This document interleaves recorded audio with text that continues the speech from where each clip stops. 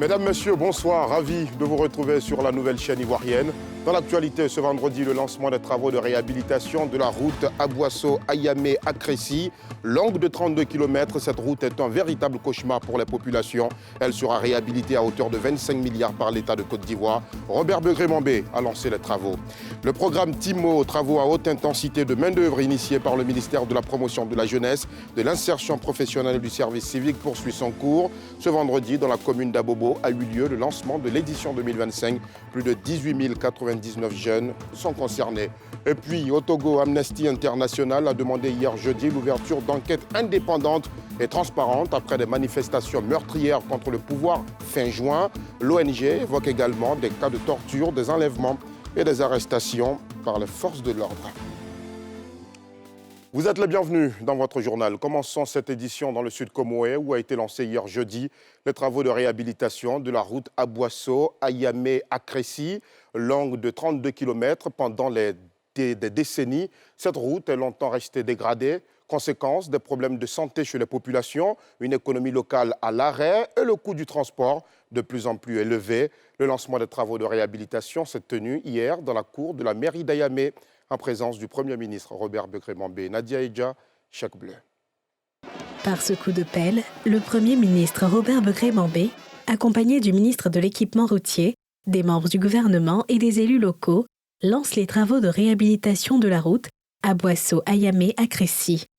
Une bonne nouvelle pour la région. Les travaux qui seront réalisés concernent la réhabilitation en 2 fois 1 voie sur 32 km de route existante entre Abouasso et Akressi, ainsi que le bitumage de 10 km de voirie urbaine, dont 5 km à Abouasso, 3 km de voirie à Ayamé et 2 km dans d'autres localités traversées. Grâce à cette infrastructure, le ralentissement de la circulation, l'isolement de certaines zones constituant une entrave au développement ne seront qu'un lointain souvenir. Au nom des populations, le président du Conseil régional du Sud Comoé a exprimé toute sa gratitude. Aujourd'hui, grâce à la volonté du chef de l'État, nous sommes en marche pour fermer une page douloureuse et ouvrir une nouvelle pleine de promesses. Chers parents, chers frères et sœurs, cette infrastructure qui nous a accordée et qui va être réalisée maintenant doit être respectée. Le ministre de l'Entretien routier l'a dit, et ça doit être entretenu et préservé. Chacun de nous a un rôle à jouer pour assurer sa pérennité. Soyons donc vigilants, soyons responsables, soyons unis. Le Premier ministre a quant à lui instruit les entreprises en charge de la réalisation de ce projet de bien mener ces travaux. Nous attendons de l'excellence. L'État vous accompagne, mais l'État reste vigilant et observe. Observe les délais, observe la qualité, observe les coûts. Tout, comme vous savez le faire, doit être parfait. Que cette route devienne la route de l'espoir, du développement et de la dignité retrouvée. Une fois réalisée, cette route va permettre de relier le département d'Abouasso à celui de Bétier, contribuant ainsi au développement du district autonome de la Comoé. Rendons-nous à Abobo, dans le nord d'Abidjan, où le lancement du programme TIMO, travaux à haute intensité de main-d'œuvre, s'est tenu ce vendredi. Cette initiative du ministère de la Promotion de la Jeunesse, de l'Insertion professionnelle et du service civique concerne pour cette édition 18 099 jeunes sur l'ensemble du territoire. Et pour cette édition également, 200 d'entre eux viennent de la commune d'Abobo. Salif Yalekwe, Joseph Zekré. Top départ à partir d'Abobo de l'édition 2025 du programme TIMO, des travaux à haute intensité de main-d'œuvre. Une véritable opportunité pour ces jeunes en leur permettant de renforcer leur employabilité à travers l'exercice d'activités professionnelles rémunérées à l'initiative du ministère en charge de la promotion de la jeunesse, de l'insertion professionnelle et du service civique, géré par l'Agence Emploi Jeunes. Les programmes TIMO, travaux à haute intensité de main-d'œuvre, constituent donc une réelle opportunité pour ces jeunes dont les profils les éloignent des opportunités d'emploi et d'insertion durable. Ces jeunes qui manifestent l'intérêt d'intégrer un dispositif de renforcement de leur employabilité sont sélectionnés à travers un processus transparent et équitable. À travers l'exercice d'activités professionnelles rémunérées, les jeunes bénéficiaires acquièrent ainsi des compétences, mais surtout des aptitudes favorables à terme pour une insertion durable et décente. Au titre de l'édition 2025, un accent particulier sera mis sur les opportunités d'emploi dans les secteurs de l'assainissement et de la salubrité. Pour cette édition, le programme TIMO concernera 18 099 jeunes hommes et femmes sur l'ensemble du territoire national. Dans cette cohorte, 200 jeunes de la commune d'Abobo seront sélectionnés et bénéficieront d'un accompagnement spécifique. Un montant total de 130 millions de francs CFA a été mobilisé pour la mise en œuvre de ce programme à Abobo, une initiative saluée par les populations de la cité haute du lancement à travers la première magistrate. Ici à Abobo, commune jeune, populaire, engagée et pleine d'avenir, le lancement du TIMO 2025 revêt une signification toute particulière. Oui, chers jeunes, ce programme est une grande opportunité pour vous. Les jeunes ont reçu à cette occasion leur kit de travail, composé notamment de brouettes, de râteaux, des bottes, des gants. Un ouvrage dédié à l'utilisation de l'intelligence artificielle vient de voir le jour. Ce jeudi, il a été présenté aux médias par son auteur, Mélène Aka, écrivain et formateur en intelligence artificielle. Ce livre, bien plus qu'un guide, est un véritable appel à l'action. Il montre comment utiliser l'intelligence artificielle pour gagner en efficacité. Roger Appé et Fulgence Kissiedou. L'intelligence artificielle au service de tous. C'est l'intitulé de ce livre de 216 pages, présenté à la presse ce vendredi. L'ouvrage offre des solutions innovantes dans plusieurs secteurs d'activité, comme l'éducation, l'enseignement, la santé, l'agriculture et bien d'autres secteurs. C'est assez riche, n'est-ce pas, en contenu en matière de propositions d'IA, en matière de cas pratiques, en matière d'exemples. Le rôle de l'éducation, justement, c'est de préparer les enfants d'aujourd'hui à leur réalité de demain. Et nous savons tous plus ou moins que la réalité de demain sera un monde véritablement digitalisé. Son auteur, l'écrivain Mélène Aka, formateur en intelligence artificielle, veut à travers cet ouvrage montrer comment l'IA peut être un levier de transformation sociale et économique pour l'Afrique. Il est persuadé que le développement du plus vieux continent au monde ne peut se faire sans ce puissant outil. L'urgence pour les Africains et l'Afrique de s'approprier cette technologie nouvelle, mais de manière responsable et arriver à la contextualiser dans le domaine africain. Vu donc cette urgence, je me suis empressé de sortir un outil qui permettrait aux uns et aux autres de comprendre ce que cette technologie signifie, de s'approprier et de la contextualiser dans le milieu africain afin d'être plus productif, plus compétitif et d'apporter des solutions réelles aux différents défis qui se posent au niveau africain. À l'ère du numérique, l'utilisation de l'IA apparaît indispensable dans tous les secteurs d'activité. Mais son utilisation requiert une certaine connaissance et cet ouvrage peut être une solution pour aider les utilisateurs à mieux cerner les notions. L'axe ici à Daloa, autrefois au cœur des grincements de dents pour son mauvais état, fait aujourd'hui la fierté et le bonheur des populations. 41 km réhabilités par le gouvernement.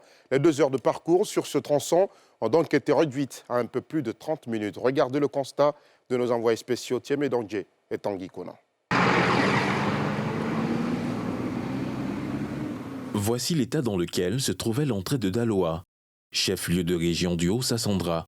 Ce piteux état de la voie à cette porte d'entrée de la cité des Antilopes relève désormais du passé.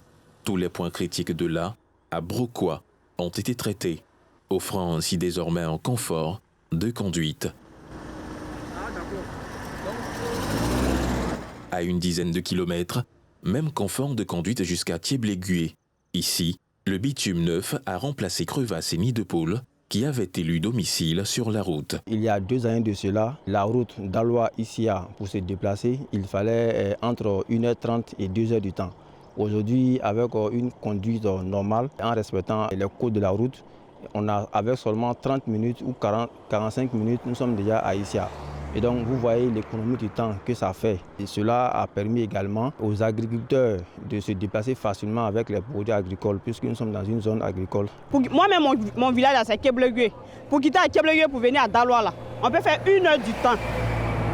1 heure du temps avant d'arriver à Daloa. Parce que la voie, là, entre Dababois et Tapia, là, c'était pas facile, même au milieu, là, c'était pas facile. Carrefour Caillou, là, c'était gâté.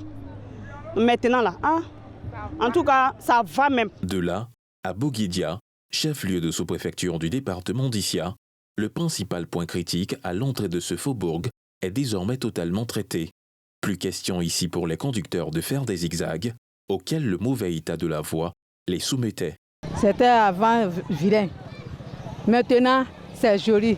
On sort vite. On va vite à Daloa et puis on va vite à Issia. Avant là, nos marchandises là, si tu sors là, ça tombe sur la route, ça gâte sur la route. Actuellement, ça ne gâte pas. C'est propre, maintenant on vient. Il y avait trop de pannes à l'état de la route là. Donc ça fait que 2 voyages, 3 voyages, on va au garage. Aujourd'hui là, bon souvent, si tu sors vite, tu peux faire 6 voyages, 7 voyages. Mais avant là, on faisait 3, 2, il y a les coins qui y a grand trou là. Les braquages sans arrêter là-bas. Donc tu viens là, quand tu freines, puis tu rentres dans le trou là, on coupe devant ta chauffeur, il faut garer. Donc là, ça fait plus. C'est devenu zoo, donc nous on est content. Les autres points critiques de Boguédia à Issia ont tous disparu. La conduite est désormais plus aisée, sans autant contenter cet automobiliste apeuré et écœuré. Vraiment, la route était gâtée. C'était gâté. Effectivement, quand ils ont commencé, nous on était contents. Mais après, maintenant, quand ils ont fini, nous-mêmes on a peur de rouler maintenant. Surtout les gros camions, quand ils viennent là, si tu n'as pas garé là, le vent même peut t'emporter. Il y a trop d'accidents, tellement ils ne roulent pas doucement. Cette interpellation ne laisse pas indifférents les premiers magistrats de 2 principales communes. Invitant les usagers à la prudence, les élus locaux ne boudent pas leur plaisir, exprimant dans la foulée leur gratitude à l'exécutif du pays, qui leur tire ainsi une grosse épine du pied. Les populations se craignaient parce qu'il y avait donc une flambée au niveau des prix des denrées alimentaires. Tout était devenu donc, si tu veux, insoutenable pour les populations. Donc le mauvais état donc, de la route, les accidents qui se multiplièrent. Aujourd'hui, c'est encore un grand soulagement pour nous. Donc on voudrait dire merci donc, au président de la République, son Excellence Alassane Ouattara, pour ce soulagement, ce joyau qui nous permet donc, de circuler, on va dire, entre 2 villes de façon donc convenable. Pour un trajet que vous pouviez faire en 2 heures, aujourd'hui pouvoir faire ce trajet en 30 minutes, donc vous imaginez nos transporteurs, les Baka, les Massa et autres sur le trajet, c'est un grand soulagement. Nous voudrons dire merci au président de la République et à l'ensemble de son gouvernement pour cette infrastructure macroéconomique qui aujourd'hui améliore fortement donc, la vie économique de notre localité. D'un linéaire de 41 km, la réhabilitation de la route d'Aloa-Issia était vivement réclamée. Ce calvaire des populations impactées relève désormais du passé, mais la prudence s'impose pour éviter des drames sur ce tronçon. Dans un autre registre, après 2 jours de travaux, les participants à la 2e conférence panafricaine sur les ânes, tenue ici à Abidjan, se sont enfin accordés sur une déclaration commune et un moratoire. Il concerne l'abattage de cet animal dans la partie ouest de l'Afrique. La Côte d'Ivoire, à l'instar des autres pays, a assuré le Bureau panafricain des ressources animales de sa volonté de matérialiser ses engagements. Le récit de Niké Mamoussa. Convoqué par le Bureau interafricain des ressources animales de l'Union africaine, la 2e conférence panafricaine sur les ânes tenue à Abidjan s'est achevée avec des résolutions adressées aux différents pays membres. Après avoir examiné la stratégie panafricaine pour la prévention des espèces asines en Afrique, dont le développement a été dirigé par l'UABIRA, nous l'adoptons à l'unanimité et la recommandons pour soumission au CTS ARDWE de l'UA et demandons humblement au chef d'État de l'Union africaine d'approuver son adoption et sa mise en œuvre par les États membres. Au nom du gouvernement ivoirien, le ministre Sidiki Mokotoré a assuré que la Côte d'Ivoire jouera pleinement son rôle dans la matérialisation de ces résolutions. Le Bureau interafricain des ressources animales de l'Union africaine peut compter sur la Côte d'Ivoire pour jouer son rôle de leadership pour la mise en œuvre des conclusions issues de ces 2 jours de travaux, notamment le plan d'action africain de sauvegarde des arbres, l'interdiction du commerce des peaux d'âne à travers des législations nationales renforcées, la promotion d'alternatives économiques durables pour les acteurs de la filière assine et enfin la mobilisation des communautés rurales pour la préservation des arbres.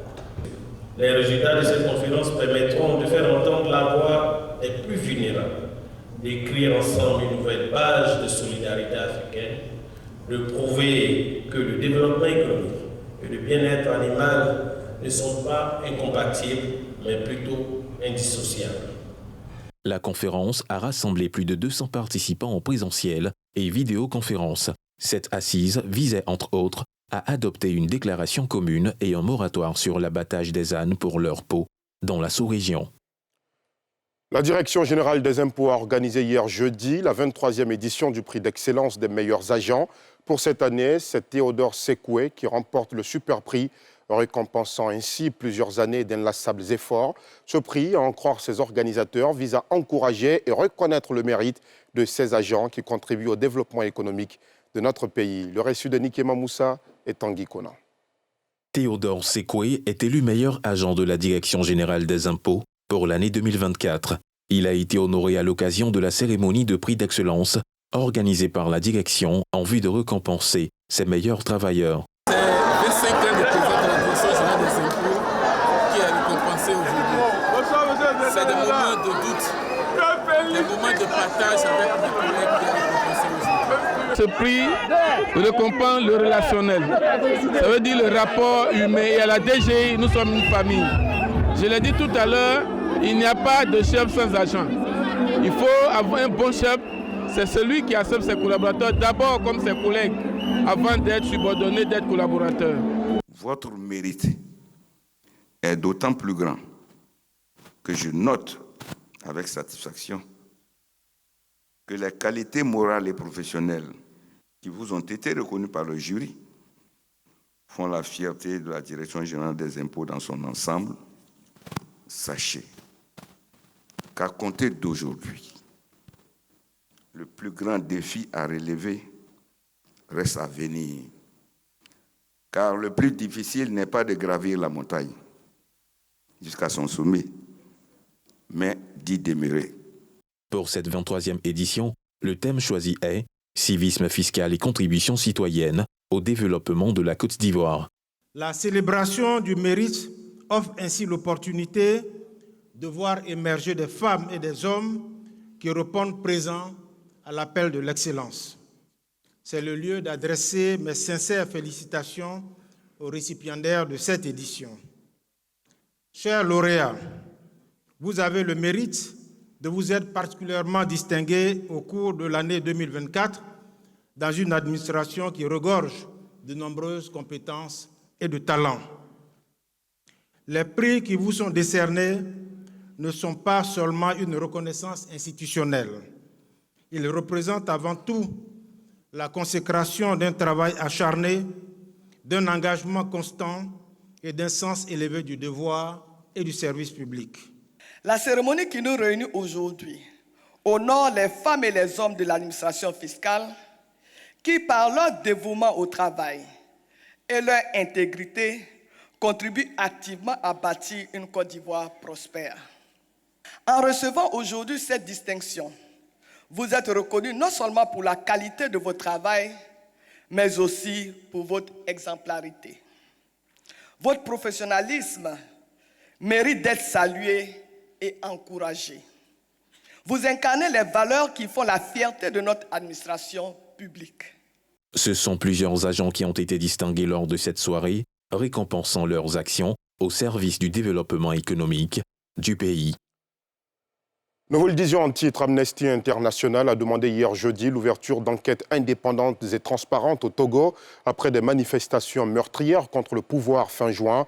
L'ONG évoque également des cas de torture, des enlèvements, mais aussi des arrestations par les forces de l'ordre. Les explications de Pierre Dipomela. Pendant plusieurs jours, des dizaines de personnes s'étaient rassemblées à Lomé, la capitale togolaise, pour manifester contre des arrestations de voix critiques dans le pays la hausse du prix de l'électricité ou encore la réforme constitutionnelle qui permet au dirigeant Faure Gnassingbé, 59 ans, de consolider son pouvoir. Selon des organisations de la société civile, 7 personnes ont été tuées, des dizaines blessées et plus de 60 interpellées. Les autorités n'ont pas donné de bilan chiffré, mais ont fait état de morts par noyade, 2 selon la gendarmerie. Après la France, Amnesty International réclame des enquêtes indépendantes et transparentes de toute urgence pour faire la lumière sur cette crise. L'ONG parle aussi de cas de torture, d'enlèvement et d'arrestation par les forces de l'ordre. Selon un avocat de victimes, le nombre exact des personnes déférées et celles encore en garde à vue n'est pas encore connu. C'est la fin de ce journal. Merci aux équipes techniques de rédaction. Je vous remercie aussi de l'avoir suivi. Retour de l'information à 12h50 demain. Quant à moi, je vous retrouve dimanche 18h30 aux côtés de Mélina Makissi pour le tout dernier numéro de la saison 5 de NCI Reportage. Passez une excellente soirée sur la nouvelle chaîne ivoirienne.